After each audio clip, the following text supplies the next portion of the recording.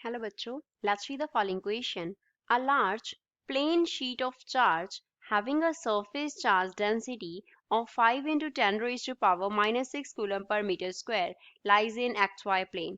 Find the electric flux through a circular area of radius 0.1 meter if the normal to the circular area makes an angle of 60 degree with the z-axis.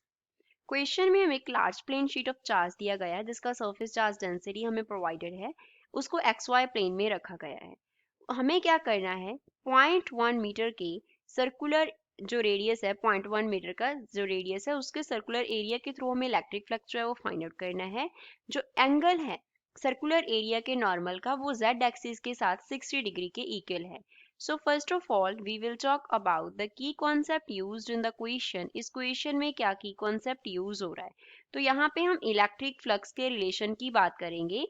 Electric flux को suppose हमने denote किया phi से, तो उसका relation हमारे पास होता है E vector dot S vector के इक्वल। बेसिकली यहाँ पे हमारे पास इंटीग्रेशन होता है, लेकिन इंटीग्रेशन में होल एरिया आता है तो हमने होल एरिया कंसिडर कर लिया। तो फाई जो है वो किसके इक्वल हो जाएगा, E S into cos theta के इक्वल हो जाएगा। तो अब हम क्या करते हैं, एक प्लेन शीट जो है उसको ऐसे कंसिडर कर लेते हैं। ये हमारे पास एक्स वाई प्लेन में क्या हो गया, प्लेन शीट ऑफ चार्जेस हो गया। तो अब यहाँ पे इस पे सपोज पॉजिटिव चार्ज है, इस तरीके से इसकी सरफेस चार्ज डेंसिटी हमें पॉजिटिव दी गई है, तो इस पे जो चार्ज होगा वो क्या होगा, पॉजिटिव होगा इस तरीके से। इसकी जो सरफेस चार्ज डेंसिटी है उसको हम डिनोट कर लेते हैं बाय सिग्मा। तो सिग्मा जो है वो डिनोट कर रहा है सरफेस चार्ज डेंसिटी को।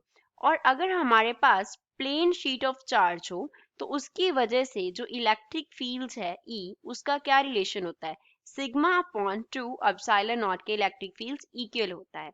अब यहाँ पे इसका जो इलेक्ट्रिक फील्ड है वो किस डायरेक्शन में होगा, electric field X Y plane में हमने शीट को रखा है, तो इलेक्ट्रिक फील्ड किसके अलोंग होगा, along the Z axis electric field का डायरेक्शन होगा, ई इस डायरेक्शन में होगा E vector.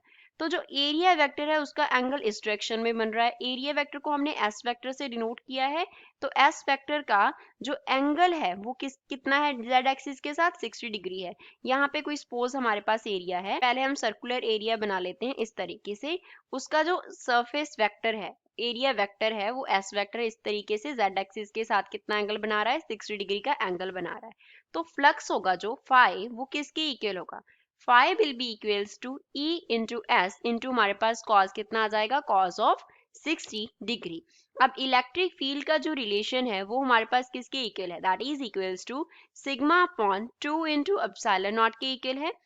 Area circular area अगर हमें निकालना तो हम क्या कर देते होते हैं, पाई आर स्क्वायर कर देते होते हैं। आर जो है वो डिनोट कर रहा है रेडियस ऑफ द सर्कल को, इंटू कॉस ऑफ 60 डिग्री आ गया हमारे पास।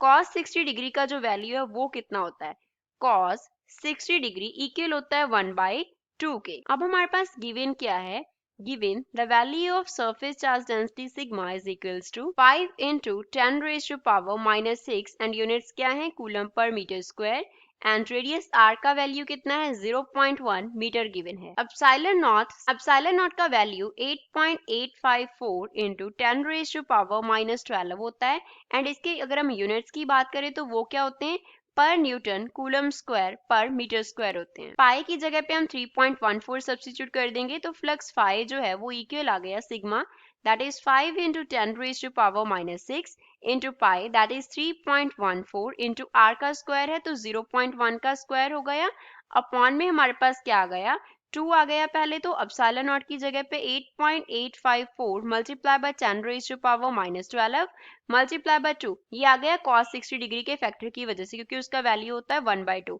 तो इसको सॉल्व करने के आफ्टर फ्लक्स फाई का जो वैल्यू है वो हमारे पास बन जाता है 4.44 into 10 raised to power minus 9 and इसके units होते हैं Newton meter square per coulomb. So this is final answer for the given question. I hope you understood it well. Thanks.